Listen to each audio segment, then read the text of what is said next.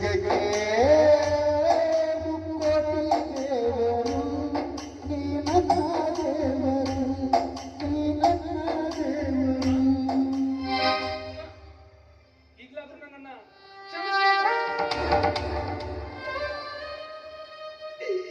ನಾನು ನಿನಗೆ ಏನಂತ ಆಶೀರ್ವಾದ ಮಾಡ. ಇವತ್ತು ಈ ನಿನ್ನ ತಾಯಿನೇ ನಿನ್ನ ಪಾಲಿಗೆ